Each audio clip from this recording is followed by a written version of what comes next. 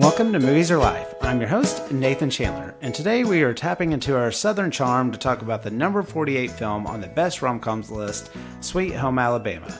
The recording of this episode is a little different. So my guest lives in Norman, and we just arranged to basically have a movie watching party tonight.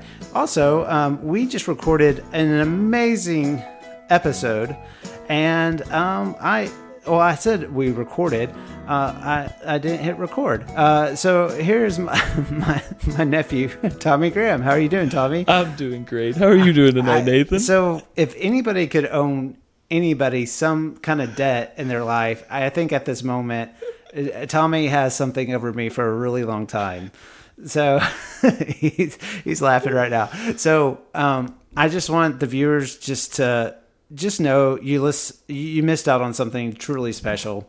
We're going to try to touch on the magic of that. Try to bottle that flame again. Yeah. And maybe a more faster, condensed manner than we usually do. So yes, Tommy's my nephew. I met Tommy when I started dating Whitney. So, and he was 8 and 9 around the time, and now you're in your mid-20s and not that little kid anymore, and somehow we're doing a podcast recording now twice about the movie Sweet Home Alabama. We're just hitting all these different scenarios where I'm like, nobody else in the world has ever done this. Yeah, a bunch of new milestones. Yeah. So I'm sure there might be a podcast episode out there about Sweet Home Alabama, but surely there's not one out there before that's been now talked about over an hour about this film. Oh yeah, this is a true deep dive now. Yes, for sure. So we'll go ahead and dive into this movie. We'll go into the small town of Pigeon Creek, Alabama, and discuss this love story that is sweet as honey. She's the hottest designer in the fashion world. She's dating the son of New York's mayor,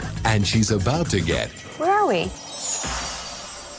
the proposal of her dreams. Oh my God. Melanie Carmichael, will you marry me? Oh my God. Pick one. Oh my God!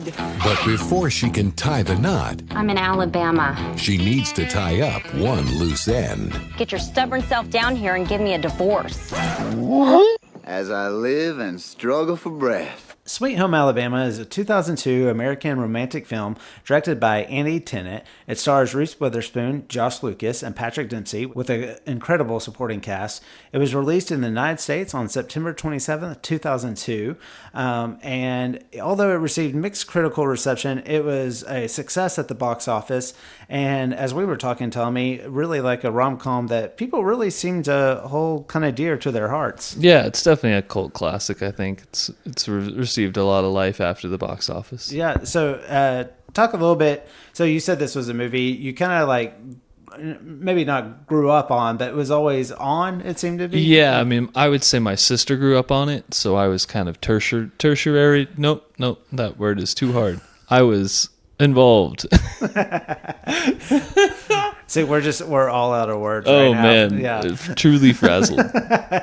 So, so this was my first time watching this movie, and it was a film that slowly grew on me. It took me a little bit to get into, but as we have been kind of discussing the movie, I'm like, you know what? I think I kind of like this a little bit more than I originally thought. Yeah, it's definitely a slow burn, but it gets to you. Yeah. So, this movie really hits on, kind of culture clashes. She's a Southern girl who's made a new life for herself in New York City and then kind of comes back after 7 years, which is, strained or not, is a really long time not to talk to your family. It's wild. Having lived in the same town as at least one of my parents for my whole life, I can't really imagine just full no contact for 7 years. That's pretty crazy. Yeah, not even an accidental email or right. Like, I think some mail got sent to your house or something. Like, just nothing. Yeah. We this is just a funny discussion because we've already done this already. I don't want to pretend that we haven't. But a big thing that I think we agreed that we liked and that I was definitely surprised by was, this is kind of it's a love triangle of sorts. More so, she's trying to decide. But I enjoyed that in this movie that the Patrick Dempsey character, the guy from New York, so his character is Andrew Hennings, a very democratic New York name. Very. Yeah, and then Josh Lucas plays Jake Perry. But I really enjoyed that both these guys are just good guys, very different guys, but. Yeah, I think we've seen this movie play out. What was that spy movie that came out not that long ago with the two guys who were both going after the same girl? Oh, do you know what I'm talking about? Yeah, well, I think Reese Witherspoon is actually in that movie. movie. Way. Yeah. That would be really funny. But I feel like that movie was very much like, I don't feel like they gave the female character in that movie any agency. I feel like it was all... I could be misremembering. It's been a while since I've seen that one, but yeah, I feel like it was all on the guys to win her affection. Yeah, this means war. Yes. Yeah. Reese Witherspoon, Chris Pine was in it, and yes, that's so funny that it's her again. Yeah, and Tom Harding, right? Tom Hardy. Yeah, Tom Hardy. Yeah. So,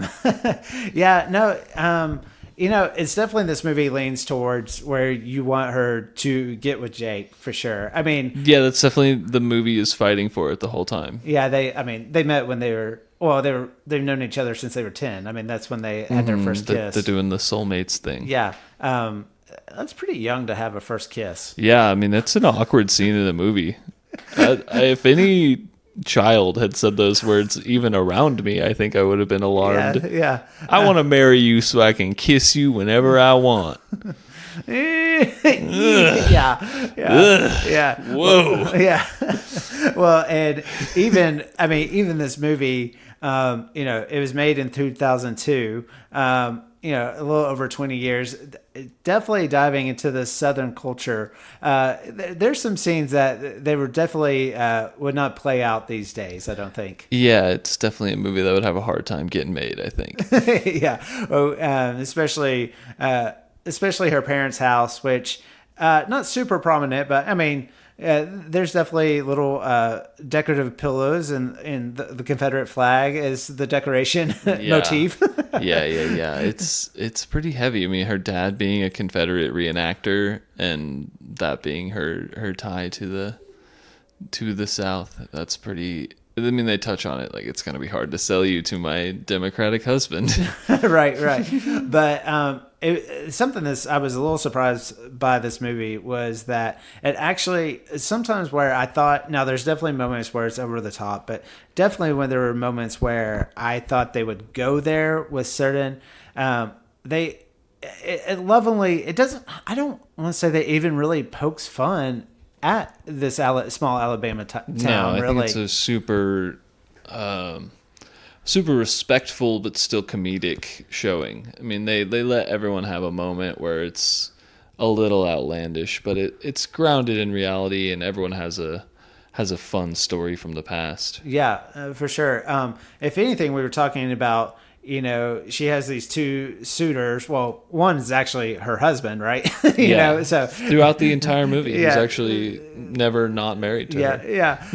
But Eva, still kind of these affections happen. But we particularly that scene in the bar where she gets way too drunk, and it was a little hard for me. She becomes so evil in such a quick span of time. Yeah, drunk or not, the things that comes out of her mouth are just pretty deplorable. Yeah, she fully burns a lot of bridges in one short go. Yeah, I really thought the movie I was like, okay, this movie's going to have to work really hard to get me back on me, even now at this point, wanting these guys to be with her if she basically outs her best friend.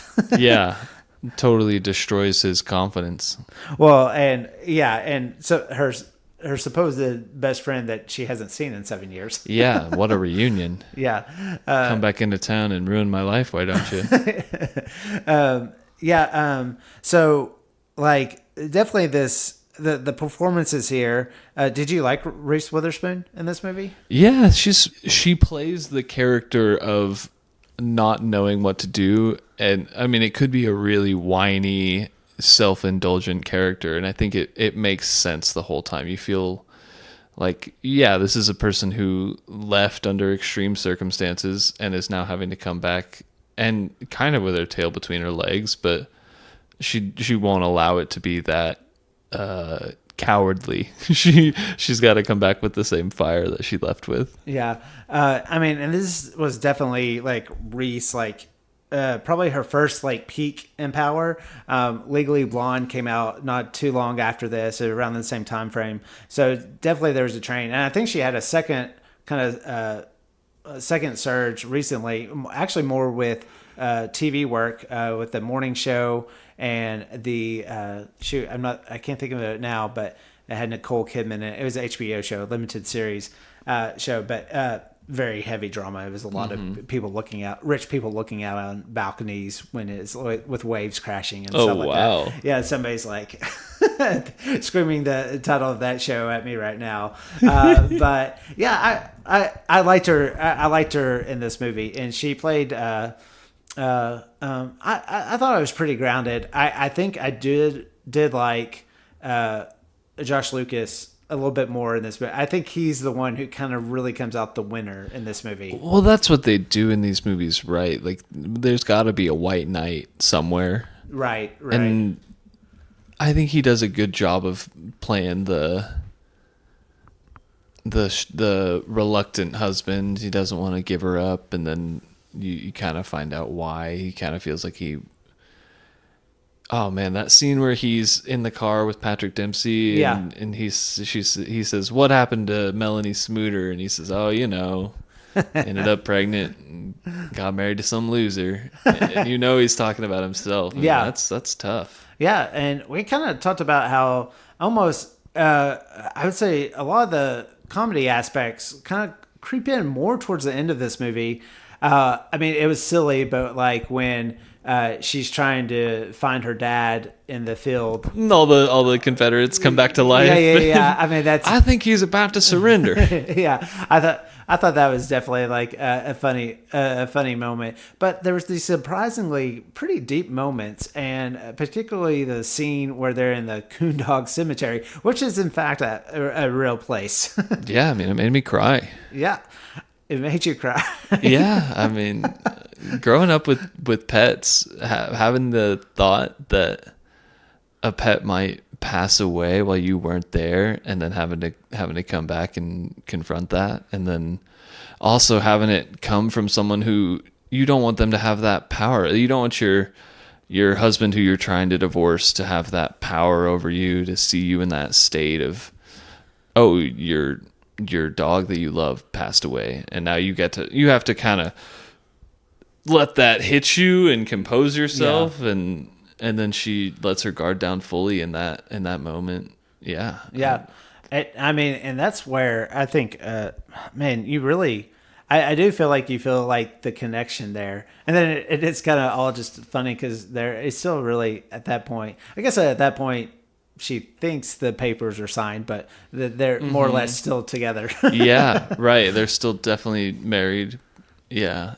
He's got a great line there, too, where he says, "I told him it was my fault." Oh, yeah. Whenever she says, I bet you wondered what you did wrong.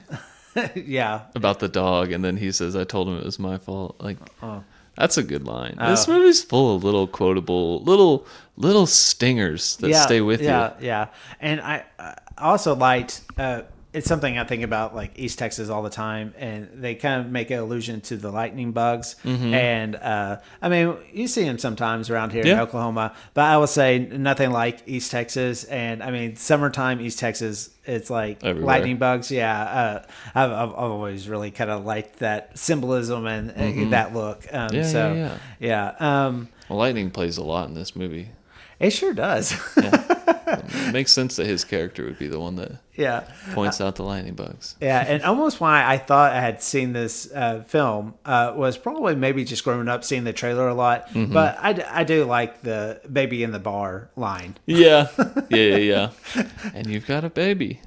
in a bar. Yeah, so good. And Melanie Lewinsky, who plays that character, she went on to do like a lot of stuff. Yeah, her face was familiar to me. Yeah, she's a really good actress, and I mean, we'll talk a little bit more in our rankings, but that's something that's definitely, I think, a strong suit of this movie. It is all the memorable characters. Yeah, the supporting cast and Bobby Ray's character. That's his name, right? Bobby Ray. Yeah. In the movie. Yeah. I think he's the most interesting guy in the whole thing. Yeah. Ethan. I love a whole mini series on him launching anvils. Yeah. Ethan Embry, who plays that character, he's always been a favorite of mine. Can't Hardly Wait is one of my favorites, and he's a lead in that movie. Definitely not a movie that's like the best movie ever, but I mean, it's like my high school is that. If you ever wondered what Nathan's high school was like, that'll give you a clear picture. The soundtrack, that's like awesome. Everything, yeah. But I've always liked him from that. And this movie, even though he always plays that kind of bright-eyed character, but I really think provides some depth. And I was a little worried because there had already been some off-color jokes, that just haven't held up. But I felt like they dealt with that storyline super respectfully for 2002. yeah. Way to go, 2002. Way to go, 2002. I mean, we don't give it enough credit for. No, we don't. So, and then Candace Bergen, obviously she's great. She's very memorable here. I like the subtle mosquito bites that she had on her face. Mosquito bites covered with some makeup. Yeah. Mosquitoes are one of those creatures that it's really hard to justify why God created them. Yeah, they're truly a pest. The reason that word exists. Yes, yeah, totally awful. And I really liked Melanie's parents in this movie, and then also it was fun to see Jean Smart, who's done lots of things. So yeah, just kind of like a lot of a who's who, Yeah, definitely a memorable cast. Yeah, for sure. And one thing I just kind of almost lamented a little bit is like I liked how the kind of what was her nickname in this again? Felony Melanie. Yeah, Felony Melanie. Yes. Yeah, we finally started to see that side come out, and that was something I think while watching the movie, it was almost like she was playing it too straight. We didn't see like the scene where she really goes crazy before the bar, where she like changes the whole house. Like we only had seen that house for a few minutes tops. Yeah. Like it would have been fun to see the whole renovation, the whole over the top, because her character, I mean, they allude to all those crazy stories from their childhood. And yeah, you're right. You just don't really see it peek its head out till the very end. Rom-Com Rankings.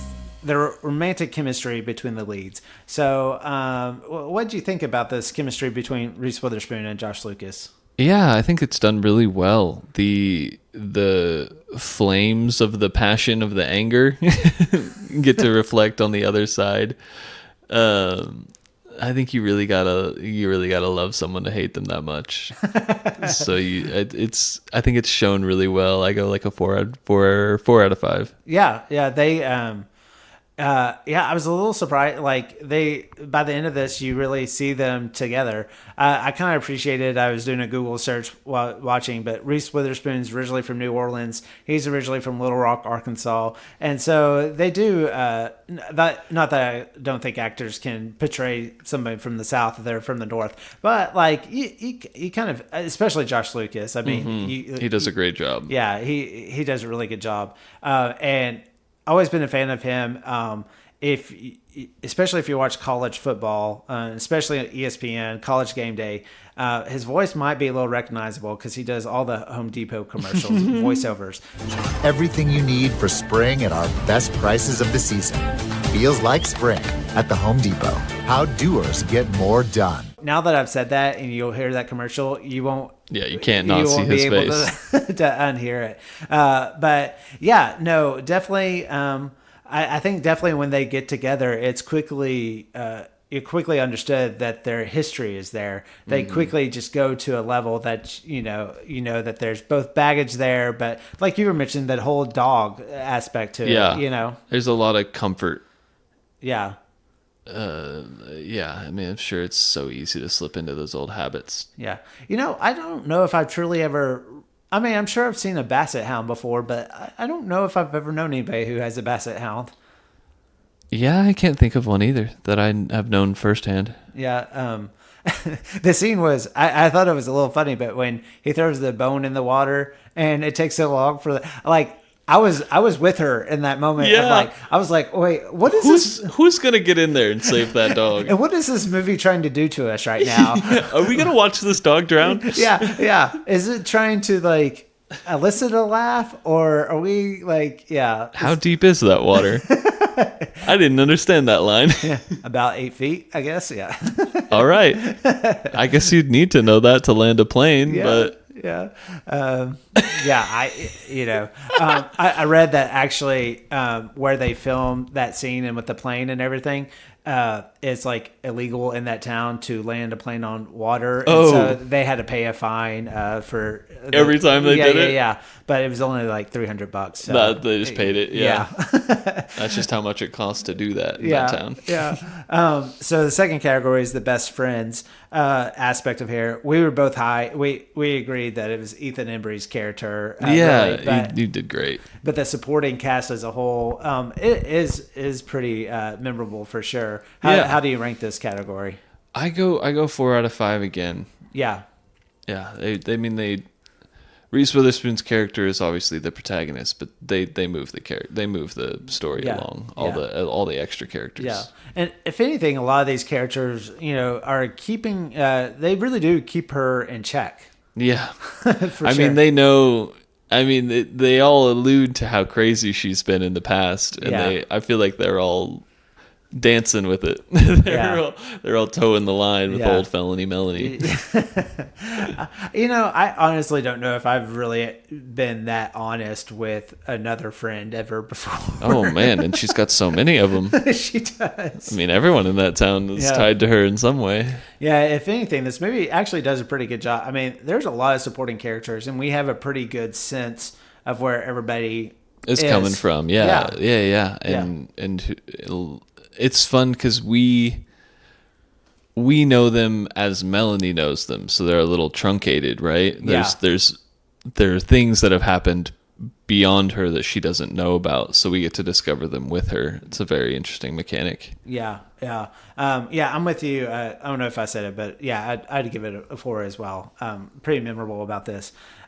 Quickly on the soundtrack, which usually we're recording this right after we watch the episode, so we didn't really truly get to listen to the Spotify playlist, but a lot of covers of Southern rock songs, in particular the title of we do not hear Leonard Skinner in this movie at all, but so some Southern rock mixed in with kind of early 2000s female pop type of thing. So we're in the moment. How did you feel about the soundtrack here? I had mentioned it earlier. I'm going to mention it again. There's a scene early on they're still in New York. They haven't gone to Alabama yet, where she just gets into a taxi and there's just funky organ rock music playing. I don't know. It was really a vibe, and I kind of hoped it was going to go on for the rest of the movie, and it didn't really. But I'm going to give it a 3 just for that moment, because I really was paying attention. I'd probably give it a 2.5. I almost probably actually expected a little bit more here, and then especially when a movie's called Sweet Home Alabama, you do kind of expect it to be somewhat Southern rock influenced. And then when it was not very good covers of some songs, I was a little disappointed. So that credits outro is a little rough. It is rough, but okay. So the chase scene, declaration of love. So I do feel like the ending of this movie. I really felt I was kind of like, okay, this movie's got me a little bit. As over the top it is, this last minute wedding that's in this small town, storms a brewing. But I think there definitely has a moment. She realizes she hasn't signed the papers. That poor lawyer. Oh man, he got abused. But also, very dedicated to his job. Oh man, he snuck into the wedding after being detained by the police. Yeah, but she hasn't signed the papers, and so that whole moment, flat out punches her. Yeah, she assaults the mayor of New York City in front of a large audience. Yeah, and so but goes, and sure enough, Jake is. She's discovered that he has this whole glass business that he's taken over the world for her. Yes. Built a glass business. Yes. And so they have this moment, but it's raining. That always adds an element to it for sure. For sure. But also they don't lose that that combativeness that they have between each other. But how do you rank this moment? I'm with you. It's a little cheesy, but it feels like they've earned it. Yes. Yeah. They go back to the same sandy beach where they had their first kiss and he's been making his living. Yeah. So you had seen this before. Did you remember? I hadn't. So I actually wondered if they were going to get struck by lightning. Again? Yeah. Again. For the second time? Yeah. Did you, were you? The movie really wants, it's kind of like in 21 Jump Street where they have that moment in the chase scene where they keep expecting things to explode. Like they have like a propane tank slide underneath a gas truck and then it just doesn't explode. It's kind of like that. Like they're in the rain. He's planting iron bars. Yeah. They go to kiss where they've been struck by lightning again. It's I kind of wish it had happened and just leaned into it, but I respect the restraint the movie shows. Yeah. But it just in the end, it kind of ties up to this, like how they go back to this bar. The fact that they let her back into that bar after that, just tirade, but nonetheless, and it was cheesy, but it worked for me. Where they take the cake topper off and put the little Rock'em Sock'em robots. It's kind of fitting there. So makes sense. What did you give it? I go 4 out of 5. 4 out of 5. Super solid. Yeah, I'm there with you on that one. So the final category, which is the rewatchability factor of this, how do you rank it? I'm gonna be super boring and keep it a 4 out of 5. It's been a long time since I've seen this movie, but there's so many little moments and so many lines that stick with you. It's got a lot of charm. Yeah. I was a little surprised by this movie. I do feel like it runs a tad long, but like as you mentioned, even like I just talked to you about watching the movie, but it seemed like everybody else was like on to like, oh yeah, let's watch it, So people have a deep affection for it. I probably give it like 3.5. I don't think this is the perfect movie, but I do think almost if I went in not knowing.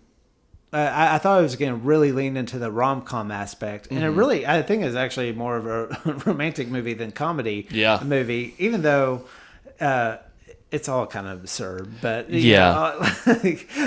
all these movies are in their own ways, But I feel like we've maybe it's just a symptom of our current film consumption I think everything's getting a little bit more extraordinary, a little bit more fantastical. Yeah. Like things like the Tag movie. Oh yeah. Being a rom-com. Yeah. Just kind of insane premises that we've all kind of come to expect. So just the story of a small town girl who didn't get a divorce before she left town. Yeah. And then she has to come back and deal with that. That all makes good sense. Yeah. Did you you've always kind of stayed in Norman. Have you ever like mentally explored maybe trying to start like a new life somewhere, or have you just? It's definitely interesting, right? It's always a huge leap to relocate somewhere and try to start yourself over, and without a clear image of what you'd be doing in that place. Right. It's not something you really entertain. I think the biggest leap I almost made was I almost went and worked for Taylor in Montana when he was at Big Sky. So that would have been a huge change. I wouldn't have had anyone that I knew other than Taylor. Yeah. I don't know Taylor that well. I love him. He's family, but that would have been a big shift. Yeah. Well, I'm glad you're here because I have a really close cousin who he moved up to Montana, and like I barely see him anymore. So, but he does love it up there. So, and I always want to visit him, but it's really far. It's super far. Yeah. Yeah, and you got to line up a bunch of hikes and stuff while you go. And I think the popularity of it has just grown because of Yellowstone. Yeah, I feel like big money moved up there in a major way. Yeah. I feel like we heard like John Mayer and everyone else put their summer house in what's the town? Like Helena? It's like right below Yellowstone and oh man. I wouldn't know. We drove through it. I can't remember what it's called. We can cut this part of the podcast. But man, Jackson Hole. Oh, okay. Jackson Hole, where all the rich guys have their summer houses. Oh, yeah. That's right. Well, Sweet Home Alabama, I think like number 48 out of 50 on the list. I do think that I wouldn't put it like in the top 10, not even close. But I do feel like I would probably move it ahead of some other movies that I've watched on this. But this is a movie that like it was funny watching it. And it was a success, people are kind of drawn to it. And this is just not a movie that would come out in the theater these days. Not at all. Yeah. We were talking about how it would go definitely straight to a streaming service. Yeah. Actually, this one, I'm not a huge fan of remakes, and not even that there's really the material here to mine a remake, but it'd be interesting to see who they would even cast in these roles. Yeah, that's the only thing that I would be super interested to see. Yeah. Because a lot of those smaller roles, you definitely couldn't fill it with the same actors because those people have gone on to be huge names. Yeah. And we're in a more sensitive time now. So like, I actually do think this really has a really like, it was still kind of a tongue in cheek moment where, oh, you Yankees, oh, Southerners, but it was still kind of, nobody like truly hated each other. I just don't think, if this movie came out today and had the same plot, I think it would be almost a straight on drama. Yeah. Like a political drama, right. Exposing deep hatred in the South. Her parents voted for Trump. Yeah. Her future husband's mom is the mayor of New York City. Yeah. Wouldn't have to change that one bit. No. Oh man. Yeah. But, I think definitely I'm glad I saw this. I feel like this is always, especially in my viewing of all these rom-coms, kind of just one I've always missed out on. I feel like it's a good little checkbox. Yeah, absolutely. And I came back around. I googled it. Big Little Lies. You didn't watch that show. That doesn't really seem like a Tommy show. No. It was only 2 seasons. That part of the Pretty Little Liars? No. Okay. No. Just some of the same words. Yeah. I know. It's like, let's take different adjectives and like mix them we together. Can put them, word soup them. It'll be something. Recommendations. Anything that you would like to recommend that you've been telling people to check out? I'm going to do it again, even though it felt like a plug the first time. There's a subscription called Dropout. It's $5 a month, and it's College Humor's old YouTube channel split off from YouTube when YouTube got too toxic to creators. And they the main thing that I watch on it is called Dimension 20. It's a D&D podcast where they just get comedians together and they do anything from like a 6 episode to a longer multi chapter series. And it's good fun. They bring in good comedians and okay, yeah. Is it audio, video, or it's both? Yeah, you can listen to it. You can just listen to it, but they do have like a filmed playthrough. Oh, nice. Yeah, so some of them are live, and you can tell that there are some flubs and some things that are happening, and some of them are edited where they're a little bit cleaner and presented in a narrative story. Nice. Do you think they ever have to record the same episode again? I would hope not, but I'm sure things happen. Sometimes you forget to press record. Yeah, this is why I need a producer. I'm trying to just an extra set of hands and eyes. I'm wearing too many hats over here. It's hard work. My recommendation, it's streaming now on Max. It just came out, The Iron Claw. It came out in theaters around December and was kind of it's an A24 I mean, it's not an indie film, but if you've seen any kind of A24, just expect some feelings for sure. It's about the Von Erich family, which is this famous wrestling family from Texas, especially really had their popularity in the early 80s. And so kind of growing up as I grew up loving Hulk Hogan and all these things, I had always heard of the Von Erichs. And my dad, he grew up like watching them like back in the 70s and stuff like that. But they famously,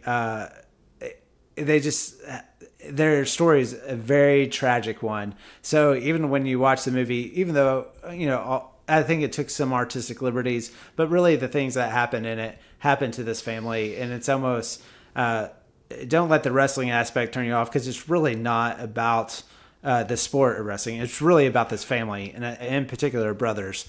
And so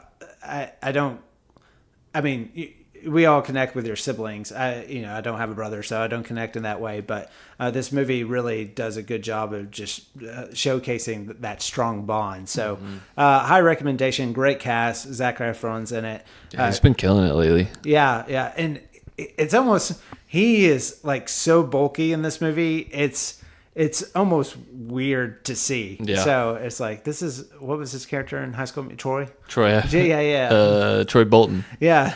It's like, Troy, who knew? I mean, that he's gone through a lot of physical transformations. Yeah. But he's good in it, but it's got a great cast all around. I just want to reiterate, don't be feeling like you're gonna come out with a lot of laughing or anything like that. So not a comedy. No, pretty serious. But yeah, that's my recommendation. Well, Tommy, thank you so much for doing this again.